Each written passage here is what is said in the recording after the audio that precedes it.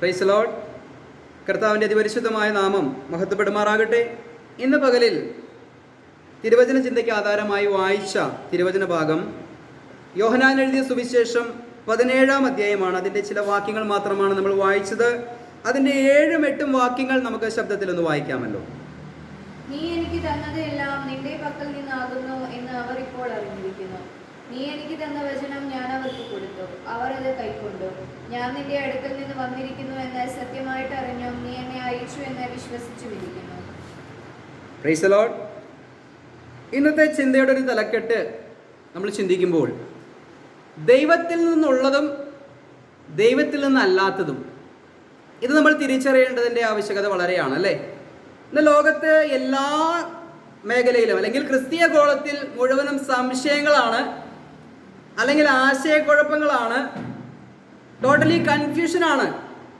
അത് സത്യമാണോ, ഇത് സത്യമാണോ, ആ പറഞ്ഞതാണോ സത്യം, ഈ പറഞ്ഞതാണോ സത്യം, ഈ കണ്ടതാണോ സത്യം, ഇതാ ഇവിടെ ചുട്ട കോഴി പറന്നു പോകുന്നു, ഇതാണോ ഇനി സത്യം അല്ലേ.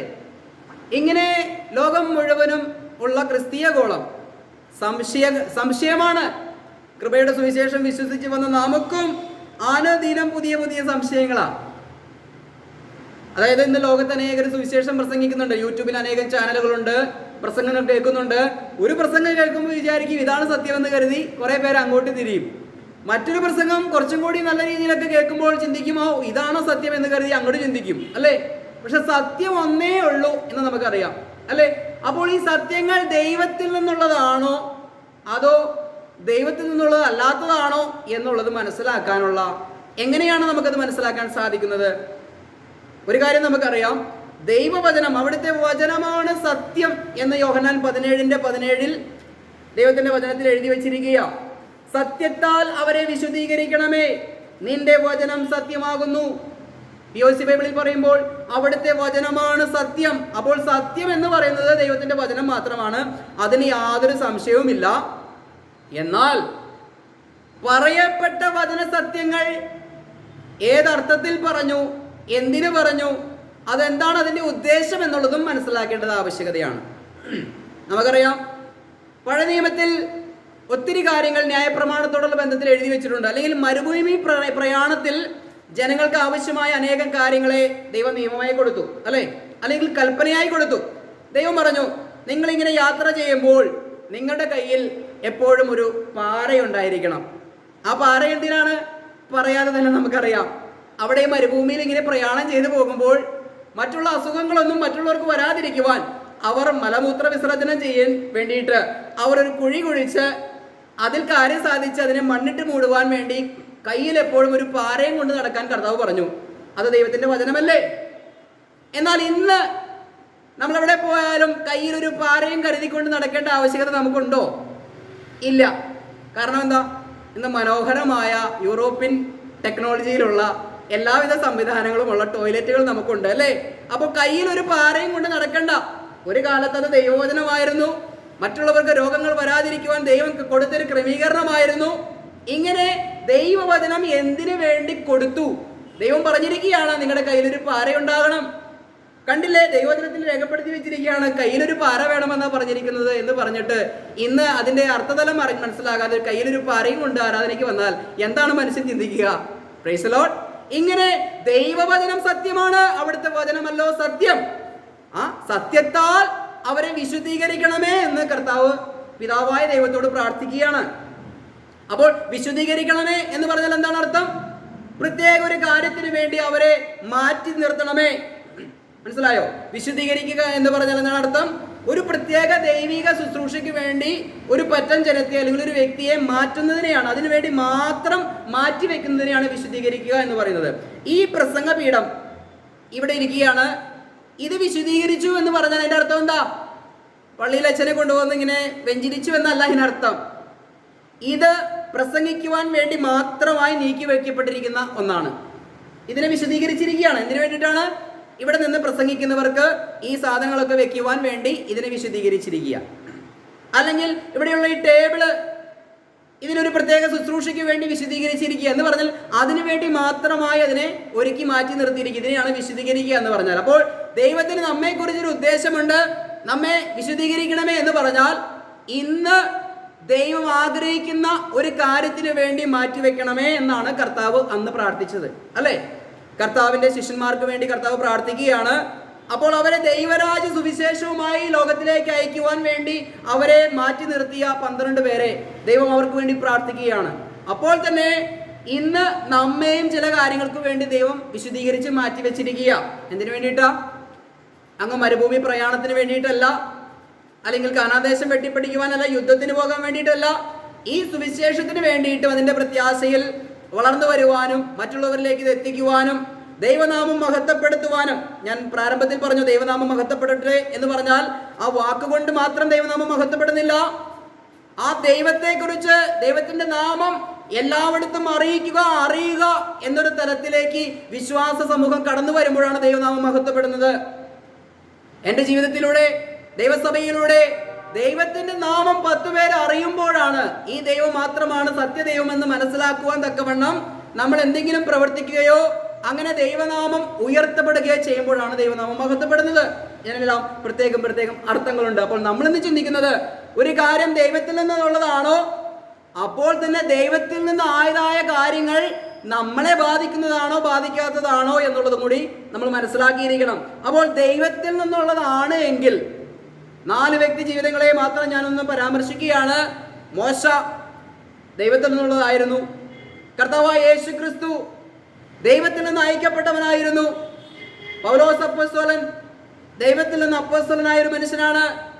വിശുദ്ധ യോഹന്നാൻ, വെളിപ്പാട് കണ്ട യോഹന്നാൻ, അത് ദൈവമാണ് അദ്ദേഹത്തിന് അത് വെളിപ്പെടുത്തി കൊടുത്തത് എന്ന് നമുക്കറിയാം. നമുക്കതിനെക്കുറിച്ച് തെളിവുകൾ പരിശോധിച്ചു കഴിഞ്ഞാൽ വചനത്തിലുടനീളം തെളിവുകളുണ്ട്. ദൈവത്താലാണ് ഇവരെല്ലാം ശുശ്രൂഷ തികച്ചത്, ദൈവത്താൽ അയക്കപ്പെട്ടവരാണ് എന്നുള്ളത് നമുക്കറിയാം. ഇങ്ങനെ ദൈവത്തിൽ നിന്ന് അയക്കപ്പെട്ടവരെ അംഗീകരിക്കുകയും അവരുടെ വചനങ്ങളെ കേൾക്കുകയും ചെയ്യുക എന്നുള്ളത് നമുക്ക്, അതായത് സത്യത്തിൽ നിന്നുള്ള ഒരു കാര്യമാണ് എന്ന് അറിയുവാൻ വേണ്ടി ദൈവം അയച്ചവർ ആരെന്ന് ദൈവം തെളിയിക്കുമ്പോൾ അത് മനസ്സിലാക്കാൻ സാധിക്കും. ഇത് ദൈവികമാണ് എന്നുള്ളത് മനസ്സിലാക്കാൻ സാധിക്കും. അപ്പോൾ തന്നെ ദൈവത്തിൽ നിന്നല്ലാത്ത ചില കാര്യങ്ങളും സംഭവിക്കാൻ സാധ്യതയുണ്ട്. അത് ദൈവത്തിൽ നിന്നുള്ളതാണോ അല്ലയോ എന്ന് വിവേചിക്കാനും ദൈവസഭയ്ക്ക് കഴിയണം. അതെങ്ങനെയാണ് എന്നുള്ളത് അല്പമായിട്ട് നമുക്ക് ചിന്തിക്കാം. ആവർത്തന പുസ്തകം 18-ാം അധ്യായം അതിൻ്റെ 18 മുതൽ 22 വരെയുള്ള വാക്യങ്ങൾ നമുക്കൊന്ന് വായിക്കാം. നിന്നെപ്പോലെ ഒരു പ്രവാചകനെ ഞാൻ അവർക്ക് അവരുടെ സഹോദരന്മാരുടെ ഇടയിൽ നിന്ന് എഴുന്നേൽപ്പിച്ച് എൻ്റെ വചനങ്ങളെ അവൻ്റെ നാവിന്മേലാക്കും. ഞാൻ അവനോട് കൽപ്പിക്കുന്നതൊക്കെയും അവൻ അവരോട് പറയും. അവൻ എൻ്റെ നാമത്തിൽ പറയുന്ന എൻ്റെ വചനങ്ങൾ യാതൊരുത്തരെങ്കിലും കേൾക്കാതിരുന്നാൽ അവനോട് ഞാൻ ചോദിക്കും. എന്നാൽ ഒരു പ്രവാചകൻ ഞാൻ അവനോട് കൽപ്പിക്കാത്ത വചനം എൻ്റെ നാമത്തിൽ അഹങ്കാരത്തോടെ പ്രസ്താവിക്കുകയോ അന്യ ദൈവങ്ങളുടെ നാമത്തിൽ സംസാരിക്കുകയോ ചെയ്താൽ ആ പ്രവാചകൻ മരണശിക്ഷ അനുഭവിക്കണം. താഴേക്ക് വായിക്കാം. അത് യഹോവ അരുളി ചെയ്യാത്ത വചനമെന്ന് ഞങ്ങൾ എങ്ങനെ അറിയും എന്ന് നിന്റെ ഹൃദയത്തിൽ പറഞ്ഞാൽ, ഒരു പ്രവാചകൻ യഹോവയുടെ നാമത്തിൽ സംസാരിക്കുന്ന കാര്യം സംഭവിക്കുകയും ഒത്തുവരികയും ചെയ്യാഞ്ഞാൽ അത് യഹോവ അരുളി ചെയ്തതല്ല. പ്രവാചകൻ അത് സ്വയംകൃതമായി സംസാരിച്ചതത്രേ, അവനെ പേടിക്കരുത്. ഇവിടെ പറയുകയാണ്, പ്രവാചകൻ അത് സ്വയംകൃതമായി സംസാരിച്ചതത്രേ, അവനെ പേടിക്കരുത്. അപ്പോൾ പ്രവാചകനാണ് സംസാരിച്ചത്, ദൈവികമല്ല, മറിച്ച് സ്വയംകൃതമായി സംസാരിച്ചതാണ്. അപ്പോൾ ഇവിടെ കർത്താവ് വ്യക്തമായി പറയുകയാണ്, വചനത്തിൽ മോശയിലൂടെ പറയുകയാണ്, നിന്നെ പോലെ ഒരു പ്രവാചകനെ ഞാൻ അവരുടെ ഇടയിൽ നിന്നും അവരുടെ സഹോദരന്മാരുടെ ഇടയിൽ നിന്ന് എഴുന്നേൽപ്പിക്കും. എന്നിട്ട് എന്ത് ചെയ്യും? ഞാൻ അവനോട് കൽപ്പിക്കുന്നതൊക്കെയും അവൻ അവരോട് പറയും. അവൻ എൻ്റെ നാമത്തിൽ പറയുന്ന എൻ്റെ വചനങ്ങൾ യാതൊരുത്തിനെങ്കിലും കേൾക്കാതിരുന്നാൽ അവനോട് ഞാൻ ചോദിക്കും. അപ്പോൾ കർത്താവായ യേശു ക്രിസ്തുവിൽ യോഹന്നാൻ എഴുതിയ സുവിശേഷം 17-ാം അധ്യായത്തിന്റെ 8-ാം വാക്യം വായിക്കുമ്പോൾ മോശ ഇവിടെ പറയപ്പെട്ട വ്യക്തി കർത്താവായ യേശു ക്രിസ്തുവാണെന്നും കർത്താവായ യേശു ക്രിസ്തു പറയുന്ന വാക്കുകൾ കേൾക്കണമെന്നും മുൻകൂട്ടി പ്രവചനത്തിൽ രേഖപ്പെടുത്തി വെച്ചിരിക്കുക. എന്ന് പറഞ്ഞാൽ യേശു ക്രിസ്തു വരുന്നതിലും 1400-1500 വർഷങ്ങൾക്ക് മുൻപ് ജീവിച്ചിരുന്ന മോശയിലൂടെ ദൈവം പറയുകയാ, നിന്നെ പോലെയുള്ളൊരു പ്രവാചകനെ ഞാൻ എഴുന്നേൽപ്പിക്കും. എന്നിട്ട് എന്ത് ചെയ്യും? അവന്റെ നാവിൽ ഞാൻ എൻ്റെ വചനം കൊടുക്കും. നമുക്കറിയാം, കർത്താവായ യേശു ക്രിസ്തുവിനെ കുറിച്ച് പഠിക്കുമ്പോൾ പിതാവ് പറഞ്ഞതല്ലാതെ കർത്താവ് ഒന്നും പറയുന്നില്ല, പിതാവ് ചെയ്ത് കാണിക്കുന്നതല്ലാതെ പുത്രൻ ഒന്നും ചെയ്യുന്നില്ല, ഞാൻ സ്വമേധയാ ഒന്നും ചെയ്യുന്നില്ല, എല്ലാം പിതാവ് എന്നെ കാണിക്കുകയും കേൾപ്പിക്കുകയും ചെയ്തതനുസരിച്ചാണ് ചെയ്യുന്നത് പറയുന്നത് എന്ന് ഈ ജനത്തോട് സാക്ഷ്യം പറഞ്ഞുകൊണ്ടിരുന്നു. അല്ലെ? സത്യത്തിന് കർത്താവ് സാക്ഷ്യം കൊടുത്തുകൊണ്ടിരുന്നു. ഈ പ്രവാചനത്തിൽ പറയുകയാണ്, മോശയോട് ദൈവം പറയുകയാണ്, ആരെങ്കിലും അവന്റെ വാക്ക് കേൾക്കാതിരുന്നാൽ ഞാൻ തന്നെ അവനോട് ഇടപെടും എന്ന് പറയുക. അപ്പോൾ മനുഷ്യന്റെ ഹൃദയത്തിൽ ഒരു സംശയം ഉണ്ടാകും, ദൈവമേ, ഇത് അങ്ങ് പറഞ്ഞിട്ട് പറയുന്നതാണോ അതോ ഇനിയിപ്പോ അങ്ങ് പറയാതെ പറയുന്നതാണോ എന്ന് എങ്ങനെ ഞങ്ങൾ മനസ്സിലാക്കും എന്ന് സ്വാഭാവികമായിട്ടും ഈ ജനം ചോദിക്കുകയാണ്. അല്ലെങ്കിൽ അങ്ങനെ ഒരു സംശയം ഉണ്ടായി പറയുകയാണ്, എൻ്റെ നാമത്തിൽ ഒരു പ്രവാചകൻ വന്നൊരു കാര്യം പറഞ്ഞാൽ അത് അങ്ങനെ തന്നെ സംഭവിക്കും. അതല്ല, ഒരു പ്രവാചകന്റെ ഹൃദയത്തിൽ സ്വയമായി തോന്നിയിട്ടൊരു കാര്യം പറഞ്ഞാൽ അത് സംഭവിക്കണമെന്നില്ല. അപ്പോൾ സംഭവിക്കുകയും സംഭവിക്കാതിരിക്കുകയും ചെയ്യുന്ന കാര്യങ്ങളെ നിങ്ങൾക്ക് വിലയിരുത്തിയിട്ട് മനസ്സിലാക്കാം ഇത് ദൈവത്തിൽ നിന്നുള്ളതാണോ എന്നുള്ളത്. കർത്താവായ യേശു ക്രിസ്തു പറയുന്നുണ്ടല്ലേ, വിശുദ്ധ യോഹന്നാൻ എഴുതിയ സുവിശേഷം 5-ാം അധ്യായത്തിന്റെ 36-37 വാക്യങ്ങൾ. എനിക്കോ യോഹന്നാന്റെ സാക്ഷ്യത്തിലും വലിയ സാക്ഷ്യമുണ്ട്. പിതാവ് എനിക്ക് അനുഷ്ഠിപ്പാൻ തന്നിരിക്കുന്ന പ്രവൃത്തികൾ, ഞാൻ ചെയ്യുന്ന പ്രവൃത്തികൾ തന്നെ പിതാവ് എന്നെ അയച്ചു എന്ന് എന്നെക്കുറിച്ച് സാക്ഷീകരിക്കുന്നു. Praise the Lord. ഇവിടെ വളരെ വ്യക്തമായി കർത്താവ് പറഞ്ഞല്ലേ, ഞാൻ ചെയ്യുന്ന പ്രവൃത്തികൾ തന്നെ പിതാവ് എന്നെ അയച്ചു എന്ന് എന്നെ കുറിച്ച് സാക്ഷീകരിക്കുന്നു. കണ്ടോ, മോശയിലൂടെ ദൈവം പറഞ്ഞു, ഒരുവനെ ഞാൻ എഴുന്നേൽപ്പിക്കും, അവന്റെ നാവിൽ ഞാൻ എൻ്റെ വചനങ്ങളെ കൊടുക്കും, അവൻ പറയുന്നത് അനുസരിക്കണം എന്ന് മുൻകൂട്ടി പറഞ്ഞിരുന്നു. പക്ഷേ ഈ ജനത്തിനത് മനസ്സിലാക്കാൻ സാധിച്ചില്ല. നമുക്കറിയാം, കർത്താവ് ഇത്രത്തോളം അത്ഭുതങ്ങളും അടയാളങ്ങളും ചെയ്തിട്ടും യേശുവിൽ അവർ വിശ്വസിച്ചില്ല. യോഹന്നാൻ എഴുതിയ സുവിശേഷം 12-37 വാക്യം. ഇത് സംസാരിച്ചിട്ട് യേശു വാങ്ങിപ്പോയി അവരെ വിട്ടും മറഞ്ഞു. അവർ കാണെ അവൻ ഇത്ര വളരെ അടയാളങ്ങളെ ചെയ്തിട്ടും അവർ അവനിൽ വിശ്വസിച്ചില്ല. അപ്പോൾ കർത്താവ് മോശയിലൂടെ പറഞ്ഞു, ഒരുവന്റെ നാവിൽ ഞാൻ എൻ്റെ വചനത്തെ കൊടുക്കും, അവന്റെ വാക്ക് കേൾക്കണം. അപ്പൊ നിങ്ങൾക്കൊരു സംശയം ഉണ്ടായേക്കാം, ഇവൻ ദൈവത്തിൽ നിന്ന് തന്നെ ഉള്ളവനാണോ എന്ന് പറഞ്ഞാൽ, ദൈവത്തിൽ നിന്ന് അയക്കപ്പെട്ടവൻ ദൈവം പറയുന്നത് ചെയ്യുകയും പ്രവർത്തിക്കുകയും ചെയ്ത് ദൈവനാമത്തിന് മഹത്വം കൊടുക്കുമ്പോൾ, പറഞ്ഞതുപോലെ സംഭവിക്കുന്നത് കാണുമ്പോൾ ഇവൻ തന്നെ അവനെന്ന് വിശ്വസിക്കണം എന്നുള്ളത് പ്രവചനത്തിൽ രേഖപ്പെടുത്തി വെച്ചിട്ടുണ്ട്. പക്ഷേ മനുഷ്യർക്ക് സംശയങ്ങൾ ഒഴിഞ്ഞിട്ട് നേരമില്ല. യേശുവിനെ സംശയദൃഷ്ടിയോടെ കൂടി കാണുക. ഇന്ന് കൃപയുടെ സുവിശേഷം മനസ്സിലാക്കിയവർക്കും നൂറുകണക്കിന് സംശയങ്ങളാ. എന്തുകൊണ്ടാണ് ഈ സംശയങ്ങൾ വരുന്നത്? എന്തുകൊണ്ടാണ് സംശയം വരുന്നത്? ഒരു കാര്യത്തിൽ പരിപൂർണമായി വിശ്വാസമില്ല, അതുകൊണ്ട് സംശയം വരുന്നു. ശരിയല്ലേ? ഒരു കാര്യത്തിൽ പരിപൂർണ്ണ ഉറപ്പുണ്ടെങ്കിൽ പിന്നെ അതിനെ സംശയിക്കേണ്ട കാര്യമുണ്ടോ? പത്രോസ് വെള്ളത്തിന്റെ മുകളിൽ കൂടെ നടന്നു, ഒരു സംശയം ഉണ്ടായിരുന്നില്ല, നടന്നു. പക്ഷേ പിന്നെ ഉള്ളിൽ സംശയം വരിക, അയ്യോ ഞാൻ എങ്ങാ മുങ്ങിപ്പോകോ എന്ന് സംശയം വന്നപ്പോൾ അവൻ മുങ്ങിപ്പോയി. ഇതുപോലെ ദൈവം ചെയ്ത പ്രവൃത്തികൾ ഇവിടെ എന്താ വായിച്ചത്? അവർ കാണെ ഇത്ര വലിയ അടയാളങ്ങളും അത്ഭുതങ്ങളും ചെയ്തിട്ട് പോലും ജനം യേശു ക്രിസ്തുവിൽ വിശ്വസിച്ചില്ല. അപ്പോൾ ദൈവത്തിൽ നിന്ന് വന്ന ഒരുവനായിരുന്നു കർത്താവായ യേശു ക്രിസ്തു. ആ കർത്താവിൽ ജനം വിശ്വസിച്ചില്ല എന്ന് കാണുന്നുണ്ട്, അല്ലേ? അപ്പോൾ ദൈവത്തിൽ നിന്നാണോ ദൈവത്തിൽ നിന്നല്ലാതെയാണോ വന്നത് എന്ന് മനുഷ്യൻ എങ്ങനെ വിശ്വസിക്കും? ദൈവത്തിൻ്റെ അംഗീകാരത്തോടു കൂടി വന്ന ദേവദാസന്മാർ പറയുകയും പ്രവർത്തിക്കുകയും ചെയ്തത് ഇന്ന് നമ്മൾ ബൈബിളിലൂടെ പഠിക്കുമ്പോൾ നമുക്കൊരു കാര്യം വ്യക്തമായി മനസ്സിലാക്കുന്നുണ്ട്. ദൈവത്തിൻ്റെ അരുളപ്പാടുകൾ അത് സത്യമാണ്, കൃത്യമാണ്. പക്ഷെ നമ്മെ ബാധിക്കുന്ന കാര്യങ്ങൾ മാത്രം നമുക്കതിന് കൂടുതൽ വില കൊടുത്ത് മനസ്സിലാക്കേണ്ടത് ആവശ്യമുണ്ട്. അല്ലാതെ ഇതും ദൈവത്തിൻ്റെ വചനമാണല്ലോ, നേരത്തെ പാരയുടെ കാര്യം പറഞ്ഞതുപോലെ അതും ദൈവത്തിൻ്റെ വചനമാണ്, അങ്ങനെ നൂറുകണക്കിന് നിയമങ്ങൾ, വചനങ്ങൾ, പ്രബോധനങ്ങൾ ദൈവം കൊടുത്തിട്ടുണ്ട്. അതെല്ലാം കാലാനുസൃതം ദൈവം നടത്തിക്കൊണ്ടുവന്ന ജനത്തിന് വേണ്ടി കൊടുത്തതാണ് എന്നുള്ള തിരിച്ചറിവ് നമുക്കുണ്ടാകേണ്ടത് ആവശ്യമാണ്. അപ്പോൾ കർത്താവായ യേശു ക്രിസ്തുവിനെ പിതാവായ ദൈവം വിശുദ്ധീകരിച്ച് ലോകത്തിലേക്ക് അയച്ചതാണ് ഒരു ശുശ്രൂഷയ്ക്ക് വേണ്ടി. എന്നാൽ ആ തലമുറയിലെ ആളുകൾ കർത്താവിൽ വിശ്വസിക്കാതെ പോയി, അല്ലേ? ഇത്രയും അത്ഭുതങ്ങൾ അടയാളങ്ങൾ ചെയ്തിട്ടും വിശ്വസിക്കാതെ പോയി. നമ്മുടെ തലക്കെട്ട് എന്താണ്? ദൈവത്തിൽ നിന്നുള്ളതാണോ ദൈവികമാണോ എന്ന് പരിശോധിക്കുക, അതിൽ ഉറച്ചു നിൽക്കേണ്ടത് ആവശ്യമാണ് എന്നുള്ളതാണ്. അപ്പോൾ ദൈവത്തിൽ നിന്നുള്ള കാര്യങ്ങളാണ് നമ്മൾ പരിശോധിക്കുന്നത്. എന്നാൽ ദൈവികമല്ലാത്ത ചില കാര്യങ്ങൾ കടന്നു വരും, അത് നമുക്ക് ചിന്തിക്കാം. 12 വാക്യം കൂടി നമുക്കൊന്ന് വായിക്കാം. ആവർത്തന പുസ്തകം 13-ാം അധ്യായത്തിന്റെ 1 മുതൽ 5 വരെയുള്ള വാക്യങ്ങൾ നമുക്കൊന്ന് വായിക്കാം. ഞാൻ നിങ്ങളോട് ആജ്ഞാപിക്കുന്നതൊക്കെയും പ്രമാണിച്ച് നടപ്പിൻ. അതിനോട് കൂട്ടരുത്, അതിൽ നിന്ന് കുറയ്ക്കുകയും വരുത്. നിങ്ങളുടെ ഇടയിൽ ഒരു പ്രവാചകനോ സ്വപ്നക്കാരനോ എഴുന്നേറ്റ് നീ അറിഞ്ഞിട്ടില്ലാത്ത അന്യദൈവങ്ങളെ നാം ചെന്ന് സേവിക്ക എന്ന് പറഞ്ഞും കൊണ്ട് ഒരു അടയാളമോ അത്ഭുതമോ മുന്നറിയിക്കുകയും അവൻ പറഞ്ഞ അടയാളമോ അത്ഭുതമോ സംഭവിക്കുകയും ചെയ്താൽ ആ പ്രവാചകന്റെയോ സ്വപ്നക്കാരന്റെയോ വാക്ക് നീ കേട്ടനുസരിക്കരുത്. നിങ്ങളുടെ ദൈവമായ യഹോവയെ പൂർണ്ണ ഹൃദയത്തോടും പൂർണ്ണ മനസ്സോടും കൂടെ നിങ്ങൾ സ്നേഹിക്കുന്നുവോ എന്നറിയേണ്ടതിന് നിങ്ങളുടെ ദൈവമായ യഹോവ നിങ്ങളെ പരീക്ഷിക്കുകയാകുന്നു. നിങ്ങളുടെ ദൈവമായ യഹോവയെ നിങ്ങൾ അനുസരിച്ച് ഭയപ്പെടുകയും അവന്റെ കൽപ്പന പ്രമാണിച്ച് അവന്റെ വാക്ക് കേൾക്കുകയും അവനെ സേവിച്ച് അവനോട് ചേർന്നിരിക്കുകയും വേണം. Praise the Lord. ഈ 5 വാക്യങ്ങൾ നമ്മൾ പരിശോധിച്ചോ. നേരത്തെ ആവർത്തന പുസ്തകം 18-ാം അധ്യായത്തിൽ പറയുകയാണ്, ഒരു പ്രവാചകൻ വന്നത് അത് പറയുമ്പോൾ അത് സത്യമാണോ എന്നെങ്ങനെ അറിയും? അവൻ പറയുന്നത് പോലെ തന്നെ സംഭവിക്കുകയാണെങ്കിൽ അത് സത്യമെന്ന് നിങ്ങൾ വിശ്വസിക്കണം എന്ന് പറയുകയാണ്, അല്ലെ? ആ അർത്ഥത്തിൽ കർത്താവായ യേശു ക്രിസ്തു പറയുകയും പ്രവർത്തിക്കുകയും ചെയ്തത് അങ്ങനെ തന്നെ സംഭവിക്കുകയും ചെയ്തു. കർത്താവിൽ വേണമെങ്കിൽ വിശ്വസിക്കാമായിരുന്നു, ജനം വിശ്വസിച്ചില്ല, കുറച്ചു പേര് വിശ്വസിച്ചു. ഓക്കെ. 13-ാം അധ്യായത്തിൽ പറയുകയാണ്, ഒരു പ്രവാചകനോ സ്വപ്ന വിശകലനക്കാരനോ എഴുന്നേറ്റിട്ട് നമ്മളോടൊരു കാര്യം പറയുകയാണ്. ആ കാര്യം പറയുമ്പോൾ ദൈവം തൻ്റെ സത്യപ്രവാചകന്മാരിലൂടെ അറിയിച്ചതിന് വ്യത്യസ്തമായ ഒരു കാര്യമാണ് പറയുന്നതെങ്കിൽ, വ്യത്യസ്തമായൊരു പ്രത്യാശയിലേക്കും വ്യത്യസ്തമായൊരു തലത്തിലേക്കുമാണ് നമ്മളെ തിരിച്ചു കളയുന്നതെങ്കിൽ, ഈ പ്രവാചകൻ പറയുന്നത് അങ്ങനെ തന്നെ സംഭവിച്ചാൽ പോലും നിങ്ങൾ വിശ്വസിക്കരുത് എന്നാണ് പറയുന്നത്, അല്ലേ? അപ്പോൾ ഒരു സ്ഥലത്ത് വചനം പറയുന്നു, ഒരു പ്രവാചകൻ വന്ന് പറയുന്നത് അങ്ങനെ തന്നെ സംഭവിച്ചാൽ അവൻ ദൈവത്തിൽ നിന്നുള്ളതാണ് എന്ന് പറയുമ്പോൾ, ഇവിടെ പറയുന്നു ഒരു പ്രവാചകൻ വന്ന് പറയുന്നത് പോലെ തന്നെ സംഭവിച്ചാലും നിങ്ങൾ അവനിൽ വിശ്വസിക്കരുത് എന്നും പറയുന്നു. ഇതെങ്ങനെ നമുക്ക് മനസ്സിലാക്കിയെടുക്കാൻ സാധിക്കും? ഒരിടത്ത് പറയുന്ന ഒരു പ്രവാചകൻ എന്ന് പറഞ്ഞാൽ അത് സംഭവിച്ചു കഴിഞ്ഞാൽ അത് ദൈവികമാണ് എന്ന് നിങ്ങൾ ചിന്തിക്കണം.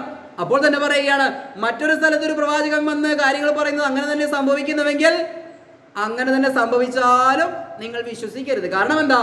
നിങ്ങളുടെ ദൈവമായ കർത്താവിൽ നിന്നും നിങ്ങളെ മാറ്റിക്കളയുവാൻ വേണ്ടിയാണ് അവൻ പ്രവചനം നടത്തിയത്. എന്നിട്ട് പറയുകയാണ്, അത് ഒരു തരത്തിലുള്ളൊരു പരീക്ഷയാണ്. പ്രിയമുള്ളവരെ, നമ്മളിവിടെ കൃപയുടെ സുവിശേഷത്തിലൂടെ, അല്ലെ, ഇന്ന് ആദിമ നൂറ്റാണ്ടിൽ നടന്നതുപോലെയുള്ള രോഗസൗഖ്യങ്ങളോ അത്ഭുത വീര്യപ്രവൃത്തികളോ ഒന്നുമില്ല എന്ന് പറയുമ്പോൾ ഇവിടെ ആളുകൾ ചുരുക്കമായിരിക്കും. എന്നാൽ ആദ്യ നൂറ്റാണ്ടിലെ പോലെ അത്ഭുതങ്ങളും അടയാളങ്ങളും ഇന്നുമുണ്ട് എന്ന് പറഞ്ഞ് അത്ഭുതമൊന്നും ഇല്ലെങ്കിലും അങ്ങനെ എന്തെങ്കിലും പറഞ്ഞുകൊണ്ട് പ്രവർത്തിക്കുകയും ചെയ്യുമ്പോൾ അതിൻ്റെ പുറകിൽ ഒരു അത്ഭുതം നടത്തുമെന്ന് കരുതുക. അപ്പോൾ ആളുകൾക്ക് ഏതായിരിക്കും വിശ്വാസം? അത്ഭുതം നടന്നിടത്താണോ വിശ്വാസം, അതോ ഉപദേശം അതിൽ നിലനിൽക്കുന്നിടത്താണോ വിശ്വാസം ഉണ്ടാവുക? സ്വാഭാവികമായിട്ടും ആളുകളുടെ കാലുകൾ ഇടറുവാനിടയായിത്തീരും. കണ്ടില്ലേ, അത്ഭുതം നടന്നിരിക്കുന്നു, അങ്ങോട്ടോടാം. പ്രിയമുള്ളവരെ, ഈ പറയപ്പെട്ട വ്യവസ്ഥയിൽ നിന്ന് നമ്മളെ വഴിതെറ്റിക്കുന്നൊരു അത്ഭുതവും അടയാളവുമാണ് കണ്ടതെങ്കിൽ നിങ്ങൾ അതിനെ വിശ്വസിക്കരുത്. അതൊരു പരീക്ഷയാകുന്നു.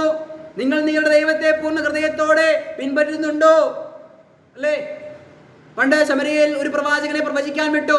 നീ പോയ വഴി വരരുത്, മറ്റൊരു വഴിക്ക് പോകണം, അവിടെ നിന്ന് ഭക്ഷണം കഴിക്കുകയോ വെള്ളം കുടിക്കുകയോ ചെയ്യരുത് എന്ന് പറഞ്ഞുകൊണ്ട് ഒരു പ്രവാചകനെ പറഞ്ഞയച്ചു.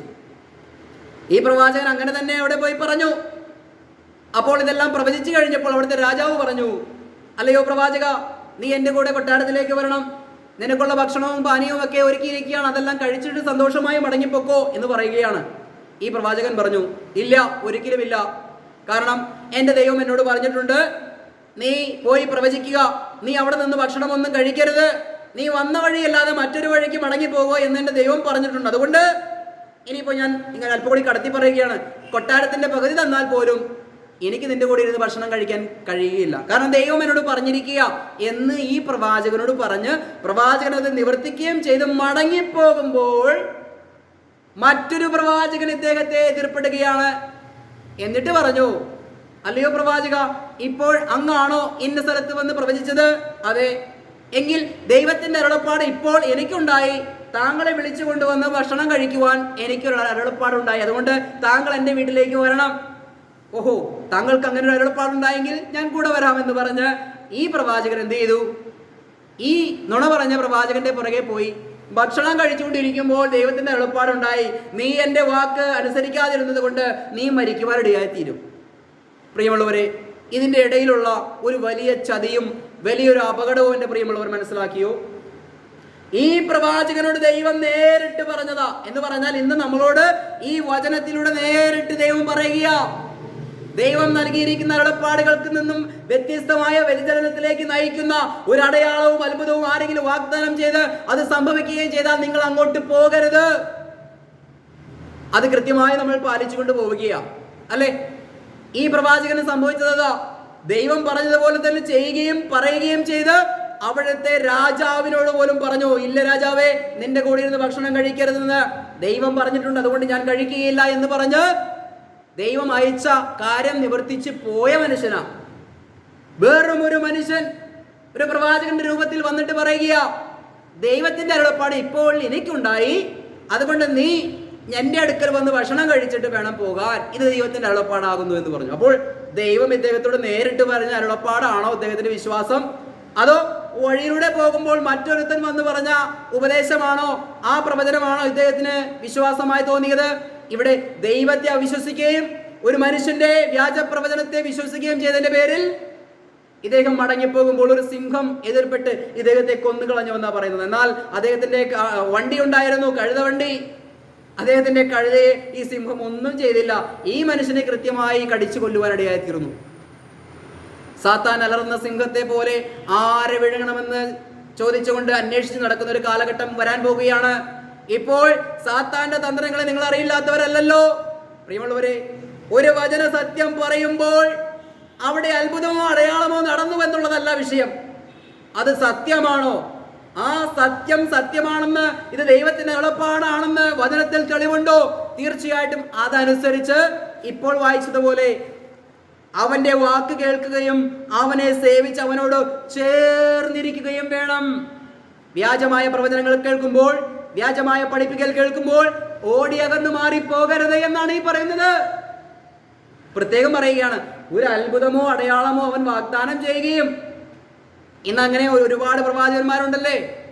വീടിന്റെ ഫ്രണ്ടിൽ ഒരു കണിക്കൊന്നയില്ലേ, വീടിന്റെ ഫ്രണ്ടിൽ 2 മാവ് നിൽക്കുന്നില്ലേ, ഇങ്ങനെയുള്ള പ്രവചനങ്ങൾ നടത്തുന്ന പ്രവാചകന്മാരെ നമുക്കറിയാം. ഓ ഉണ്ട് ദേവദാസനെ, ഉണ്ട്, വീടിന്റെ ഫ്രണ്ടിൽ തന്നെയുണ്ട് എന്ന് നമ്മൾ സപ്പോർട്ട് ചെയ്ത് അവരുടെ എന്താണ് പറയുന്നത്, അവരുടെ ഒപ്പിച്ച് ആ പ്രവചനത്തിന് കീഴടങ്ങി ദൈവവചനത്തിന്റെ പ്രത്യാശയിൽ നിന്നും നമ്മളെ തിരിക്കുന്ന അനേകം പ്രവാചകന്മാരുള്ള കാലഘട്ടത്തിലാണ് അവിടെ ഇരിക്കുന്നത്. അപ്പോൾ നമ്മൾ പഠിച്ചതിലും നമ്മൾ മനസ്സിലാക്കിയതിലും കാറ്റിനാൽ ആടിയുലഞ്ഞ ശിശുക്കളെ പോലെ ആടിയുലഞ്ഞു പോയി 100 കൂട്ടം സംശയങ്ങളുമായി അല്ല നമ്മൾ നടക്കേണ്ടത്. കേട്ട സത്യത്തിൽ ഒരു ഉറപ്പുണ്ടായിരിക്കണം. ഞാൻ ആരെ വിശ്വസിച്ചിരിക്കുന്നുവെന്ന് ഞാൻ അറിയുന്നു എന്ന് പൗലോസ് പറയുക. എന്ന് പറഞ്ഞാൽ എനിക്ക് നല്ല ഉറപ്പുണ്ട് എന്നാണ് പൗലോസ് പറയുന്നത്.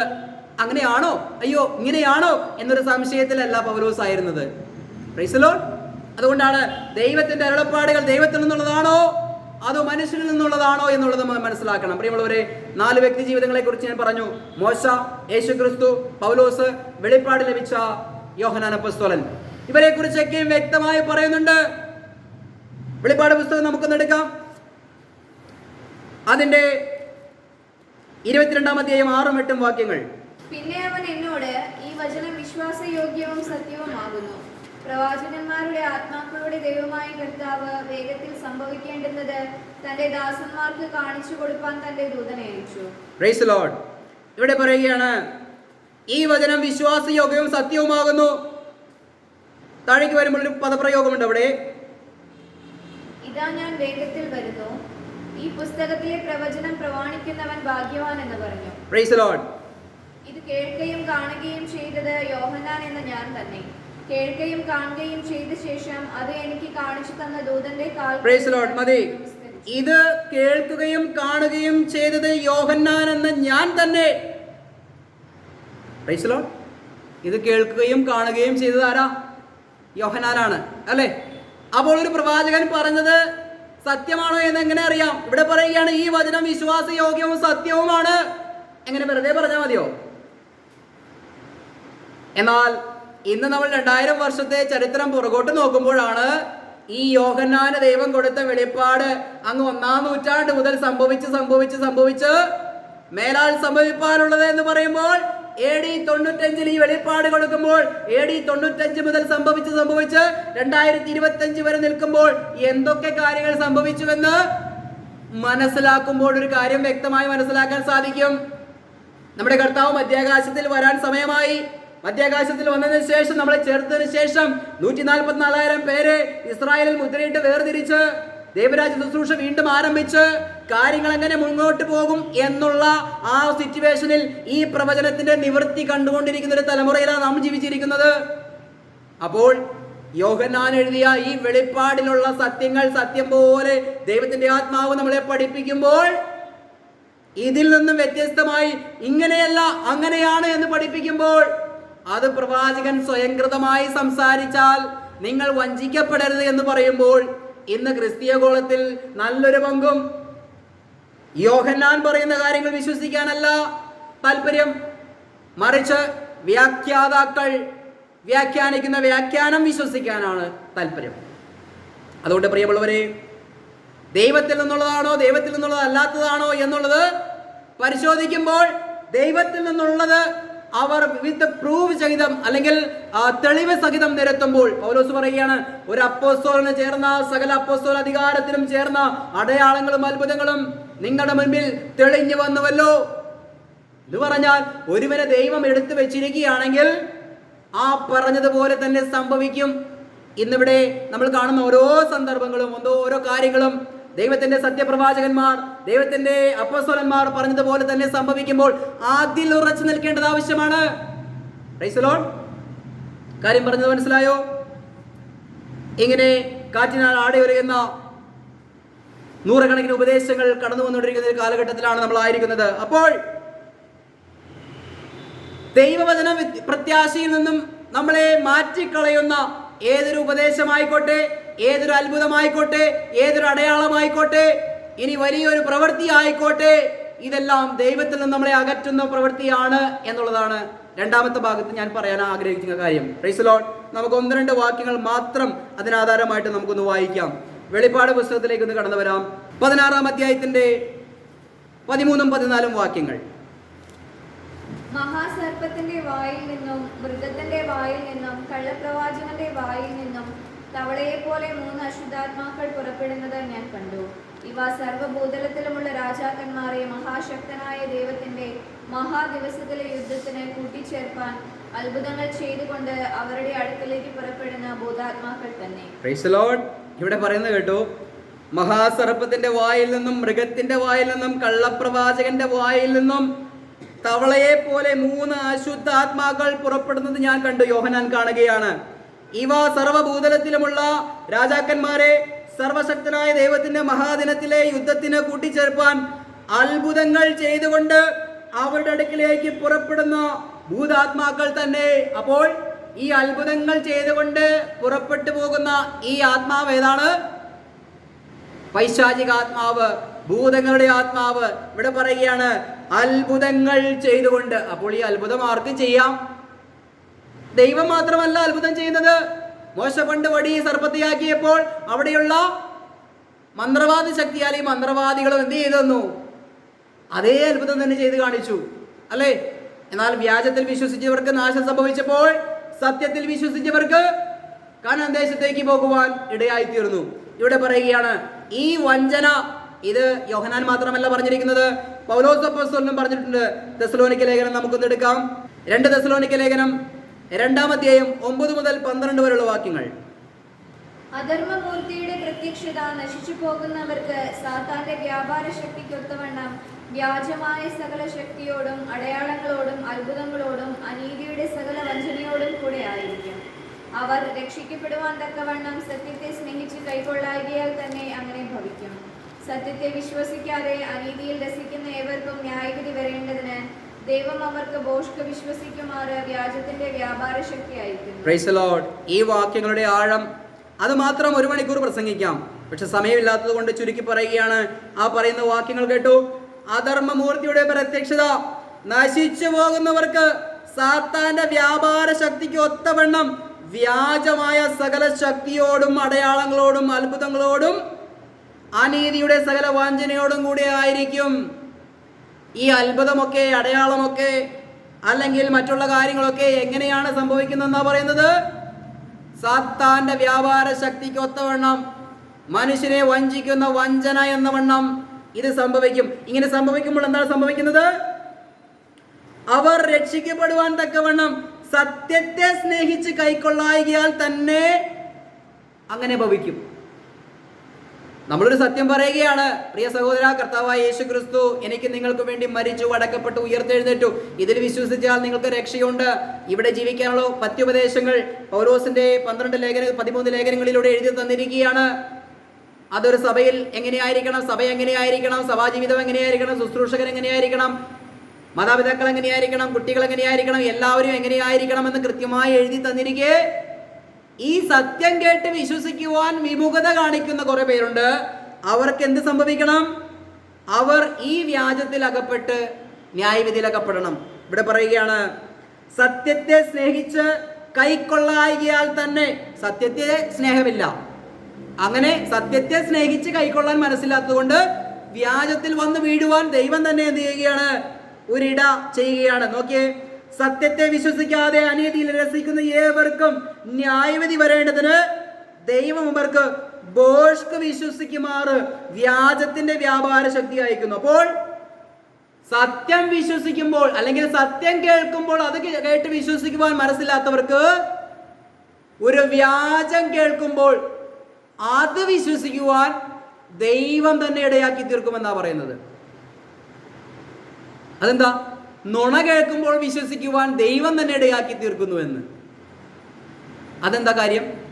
സത്യത്തെ സ്നേഹിച്ച് അത് കൈക്കൊള്ളുവാൻ മനസ്സില്ലാതെ വന്നപ്പോൾ ദൈവം ചെയ്യുന്ന മറ്റൊരു കാര്യമാണ്, നല്ല നുണ കേൾപ്പിച്ചിട്ട് അതിൽ വിശ്വസിച്ച് ന്യായവിധിയിലകപ്പെടണം. ഇങ്ങനെ ഭോഷ്ക് വിശ്വസിക്കുവാൻ തക്കവണ്ണം ഒരു വ്യാജത്തിന്റെ വ്യാപാര ശക്തി ദൈവം തന്നെയാണ് അയച്ചു കൊടുക്കും.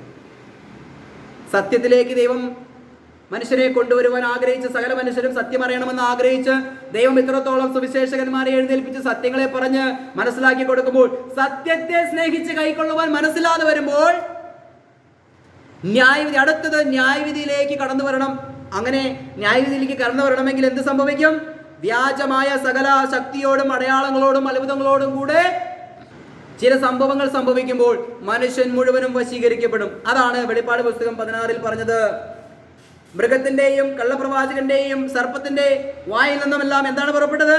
മഹാസർപ്പത്തിന്റെ വായിൽ നിന്നും മൃഗത്തിന്റെ വായിൽ നിന്നും കള്ളപ്രവാചകന്റെ വായിൽ നിന്നും തവളയെ പോലെയുള്ള 3 അശുദ്ധാത്മാക്കൾ പുറപ്പെടുന്നു ഞാൻ കണ്ടു. അവ സർവഭൂതലത്തിലുമുള്ള രാജാക്കന്മാരെ സർവശക്തനായ ദൈവത്തിന്റെ മഹാദിവസത്തിലെ യുദ്ധത്തിന് കൂട്ടിച്ചേർക്കുവാൻ അത്ഭുതങ്ങൾ ചെയ്തുകൊണ്ട് അവരുടെ അടുക്കലേക്ക് പുറപ്പെടുന്ന ഭൂതാത്മാക്കൾ തന്നെ. ഒരു വചനം കൂടി നമുക്കൊന്ന് വായിക്കാം. വെളിപ്പാട് പുസ്തകം 19 അധ്യായം. വെളിപ്പാട് പുസ്തകം 19:20 വാക്യം. മൃഗത്തെയും അതിന്റെ മുമ്പാകെ താൻ ചെയ്ത അടയാളങ്ങളാൽ മനുഷ്യരെ ചതിച്ച് മൃഗത്തിന്റെ മുദ്ര ഏൽപ്പിക്കുകയും അതിന്റെ പ്രതിമയെ നമസ്കരിപ്പിക്കുകയും ചെയ്ത കള്ളപ്രവാചകനെയും പിടിച്ചുകെട്ടി ഇരുവരെയും ദണ്ഡകം കത്തുന്ന തീപ്പൊയ്കയും ജീവനോടെ തള്ളിക്കളഞ്ഞു. Praise the Lord. കർത്താവ് പറഞ്ഞിരുന്നു, ഒരു കള്ളപ്രവാചകൻ സ്വയംകൃതമായി സംസാരിച്ചതാണെങ്കിൽ എങ്ങനെ മനസ്സിലാക്കാം? അല്ലെങ്കിൽ അവൻ സ്വയംകൃതമായി സംസാരിച്ചതാണ്, അവനെ നിങ്ങൾ ഭയപ്പെടേണ്ട എന്നൊക്കെ കർത്താവ് പറഞ്ഞല്ലേ. സത്യത്തിന്റെ പ്രവാചകന്മാരെയും വ്യാജത്തിന്റെ പ്രവാചകന്മാരെയും മനസ്സിലാക്കുവാൻ ദൈവം വചനത്തിലൂടെ നമുക്ക് വ്യക്തമായി തെളിവ് തന്നിരിക്കുകയാണ്.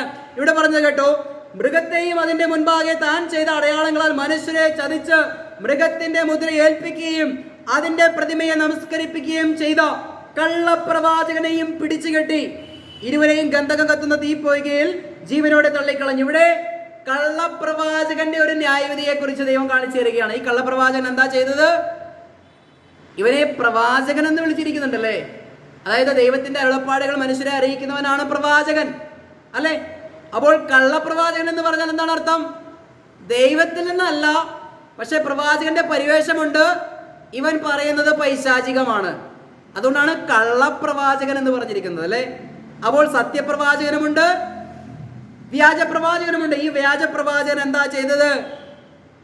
പ്രവാചകനാണല്ലോ, അല്ലെങ്കിൽ ദൈവത്തിന്റെ പ്രതിപുരുഷൻ എന്ന് അറിയപ്പെടുന്ന ഒരു വ്യക്തി പറയുന്നത് ദൈവവചനമല്ല, കുഞ്ഞാടിനെ പോലെയാണ് ഇരിക്കുന്നത്, പക്ഷെ സംസാരിക്കുന്നത് മുഴുവനും പാമ്പിനെ പോലെയാ. അങ്ങനെ ഒരു വ്യക്തി കള്ളപ്രവാചകനായി അന്ത്യകാലത്ത് ഉയർന്നു വന്ന് ലോകത്തിലെ സകല മനുഷ്യരെയും തെറ്റിക്കുന്ന വഞ്ചനയുടെ വ്യാപാര ശക്തി കൊണ്ടും അടയാളം കൊണ്ടും അത്ഭുതം കൊണ്ടും മൃഗത്തിന്റെ മുദ്രയെയും അവനെ നമസ്കരിപ്പിക്കുവാൻ അല്ലെങ്കിൽ അവന്റെ പ്രതിമ ഉണ്ടാക്കി വണങ്ങണമെന്നൊക്കെ പറയുന്ന ഒരു കള്ളപ്രവാചകനെ കൃത്യമായി ന്യായം വിധിക്കുകയാണ്. നരകം ആദ്യം ഉദ്ഘാടനം ചെയ്യുന്നത് ഈ കള്ളപ്രവാചകനെയും എതിർ ക്രിസ്തുവിനെയും പിടിച്ച് ഗന്ധകം കത്തുന്ന തീപ്പൊയ്കയിലിട്ടുകൊണ്ടാണ്. ആദ്യം അങ്ങോട്ട് പോകുന്നത് ഈ കള്ളപ്രവാചകൻ ആണ്, എതിർ ക്രിസ്തു കള്ളപ്രവാചകനും. കാരണം എന്താ? ദൈവത്തിന്റെ അരുളപ്പാടുകൾ പറയേണ്ട ഒരുവൻ ദൈവത്തെ തള്ളിക്കളഞ്ഞ് സാത്താനികമായി പെരുമാറി ലോകത്തെ വഴിപിഴപ്പിക്കുന്ന പ്രവചനങ്ങൾ പറഞ്ഞ് മനുഷ്യരെ അത്ഭുതങ്ങളാലും അടയാളങ്ങളാലും വഴിതെറ്റിച്ചപ്പോൾ അവനെയാണ് ആദ്യം നരകക്കുഴിയിൽ ദൈവം തള്ളുന്നത്. പ്രിയമുള്ളവരെ, അതുകൊണ്ട് വ്യാജത്തിന്റെ പുറകെ പോകുമ്പോൾ ഓർത്തുകൊള്ളുക, ഈ വ്യാജത്തിന്റെ വ്യാപാര ശക്തി അന്നുമുണ്ട്, ഇന്ന് കൂടുതലായിട്ടിരിക്കുകയാണ്. അപ്പോൾ ഇത് ദൈവത്തിൽ നിന്നുള്ളതാണോ ദൈവത്തിൽ നിന്നുള്ളതല്ലാത്തതാണോ എന്ന് തിരിച്ചറിയുവാൻ നമുക്കൊരു പരിജ്ഞാനം വേണം. അത് ഞാൻ പറഞ്ഞല്ലോ, 4 വ്യക്തികളെ കുറിച്ച് ചൂണ്ടിക്കാണിച്ചു. മോശ, കർത്താവായ യേശു ക്രിസ്തു, പൗലോസ് അപ്പോസ്തലൻ, യോഹന്നാൻ അപ്പോസ്തലൻ, അല്ലേ? ഇവരെല്ലാം ദൈവത്തിന്റെ അരുളപ്പാടുകൾ ലഭിച്ച് ദൈവത്തിൽ നയിക്കപ്പെട്ടവരായി സത്യങ്ങളെ നമ്മുടെ മുൻപിൽ രേഖപ്പെടുത്തി വെച്ചിരിക്കുമ്പോൾ ഇതിൽ നിന്നും, ഈ വിശ്വാസത്തിൽ നിന്നും ഉപദേശത്തിൽ നിന്നും വ്യതിചലിപ്പിക്കുന്ന ഏതും ഒരു വ്യാജമാണ്, കള്ളത്തരമാണ്, കള്ളപ്രവാചകന്റെ പ്രവൃത്തിയാണ്, വ്യാജാത്മാവിന്റെ അല്ലെങ്കിൽ ദുഷ്ടന്റെ പ്രവൃത്തിയാണ് എന്ന് തിരിച്ചറിഞ്ഞ് ഈ സത്യത്തിൽ നിൽക്കേണ്ടത് ആവശ്യമാണ്. യോഹന്നാനെ കുറിച്ച് ഇങ്ങനെ പറയുകയാണ്, സ്നാപക യോഹന്നാനെ കുറിച്ച്, ഇവൻ അത്ഭുതമൊന്നും ചെയ്തില്ല, പക്ഷേ ഇവൻ പറയുന്നതെല്ലാം സത്യമായിരുന്നു, വാസ്തവമായിരുന്നു എന്ന് പറയുക. അപ്പോൾ യോഹന്നാൻ സ്നാപകൻ ഒരു അത്ഭുതവും പ്രവർത്തിച്ചില്ല, ഒരു അടയാളവും കാണിച്ചില്ല, പക്ഷേ പറഞ്ഞ കാര്യം സത്യമായിരുന്നു. അപ്പോൾ പറഞ്ഞ കാര്യം സത്യമാണെങ്കിൽ അവിടെ അത്ഭുത അടയാളം സംഭവിക്കണമെന്നും നിർബന്ധമില്ല, അല്ലേ? ദൈവത്തിന് അങ്ങനെയും ചില പ്രവൃത്തികളുണ്ട്. ഞാൻ ഈ പറയുന്ന കാര്യങ്ങൾ എൻ്റെ പ്രിയപ്പെട്ടവർക്ക് മനസ്സിലാകുന്നുണ്ടോ? വളരെ ബോറിംഗ് ആയിട്ടുള്ള ഒരു പ്രസംഗമാണ് ഞാൻ പ്രസംഗിക്കുന്നത്. പക്ഷേ ഇത് ശ്രദ്ധിച്ച് കേട്ടാൽ സത്യത്തിൽ നിലനിൽക്കുവാൻ വേണ്ടി നിങ്ങൾക്ക് ആലോചന കിട്ടും. കാരണം അത്ഭുതവും അടയാളങ്ങളും കാണുമ്പോൾ ഇത് ദൈവികമാണോ അല്ലയോ എന്നുള്ളത് ചിന്തിച്ചിട്ട് വേണം ഓടുവാൻ. ഇന്ന് ദൈവത്തിന് അത്ഭുതം പ്രവർത്തിക്കാൻ കഴിയില്ല എന്നല്ല ഗ്രേസ് ചർച്ച് പറവൂരിൽ നിന്നുകൊണ്ട് അവിടുത്തെ കർത്താവിന്റെ ദാസൻ എന്ന നിലയിൽ ഞാൻ നിങ്ങളോട് പ്രസംഗിക്കുന്നത്. ദൈവത്തിന് എന്തും എങ്ങനെയും എപ്പോൾ വേണമെങ്കിലും പ്രവർത്തിക്കാം, അതിന് ദൈവത്തിന് പരമാധികാരമുണ്ട്. പക്ഷേ ദൈവം തന്ന വചന വ്യവസ്ഥയിലായിരിക്കും ആ പ്രവൃത്തികൾ മുഴുവനും നടക്കുന്നത്.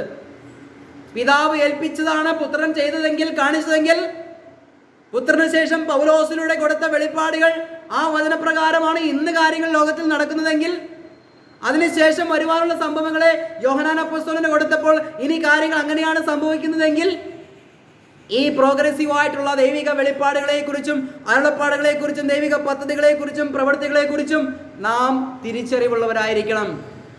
തുടക്കത്തിൽ ഞാൻ പറഞ്ഞ പാരയുടെ കാര്യമുണ്ടല്ലോ, അതൊന്നും ഓർത്താൽ മതി. ഓരോരോ കാലങ്ങളിൽ കൃത്യമായ ഉപദേശം മനുഷ്യർക്ക് ദൈവം കൊടുത്തിട്ടുണ്ട്, ദൈവത്തിൻ്റെ അരുളപ്പാടുകളായി കൊടുത്തിട്ടുണ്ട്.